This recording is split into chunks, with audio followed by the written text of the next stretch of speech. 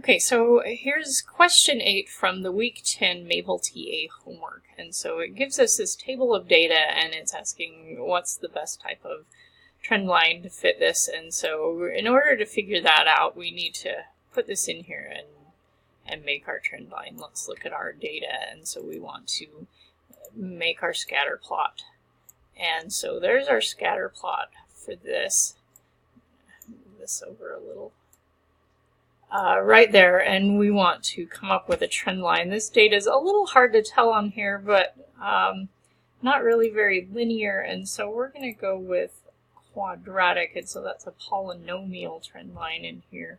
And I do want to make sure I'm displaying my equation so we can see that there, and I'm going to move it so it's a little easier to see. And so it is going to be quadratic. We can check that, and then we want to put our trend line in here, and it's already got the y equals part, so we just need to start after that typing this in 139, and it does say to put all of the decimal places that Excel gives you, and so I found Excel typically will give 3 or 4 decimal places in here, depending on which version of Excel and your settings, and so you may have to play around with that as far as how many decimal places it needs. And so we can check our answer. How did I do? Things are looking good, so we've got our equation the right way. Then it asks, if you were a physical therapist, you had a client that was 33 years old, what would you expect your grip strength to be? So we're just going to use our equation. X is grip strength. I mean, X is age, and we're looking for Y, which would be the grip strength. And so I'm just going to use Excel. I've got that here. I'm going to use that as my calculator and just type this in here. And so just, again, using my equation in here. And I'm going to use this cell reference right there. That's my X squared.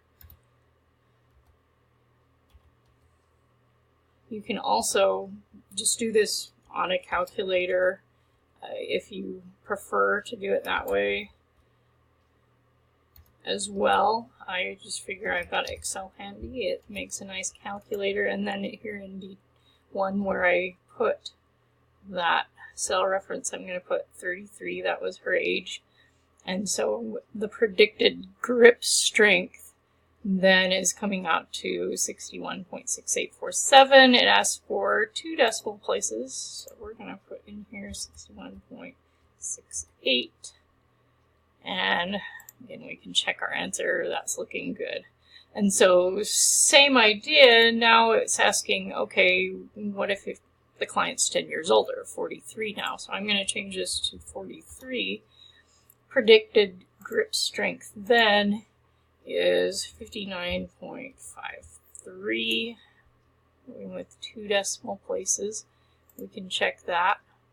And then it asks in the last question, how much do we expect that strength to increase or decrease between the age of 33 and 43? And so we found both of those numbers right there. We're just finding the difference between them. And so again, you can do this on the calculator or in Excel, but I'm just doing that subtraction. And so I've got 61.68 was at 33, and then it's 59.53 at 43. You get 215, but it went down from 33 to 43.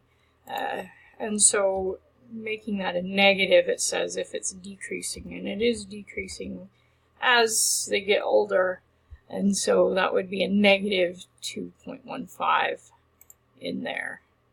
And so that's all looking good, and so that's what we're looking for. And so that last question is just the difference between these two, and then because it's decreasing, that would be a negative in there. So hopefully that helps you out with this one. Let me know if you still have any questions.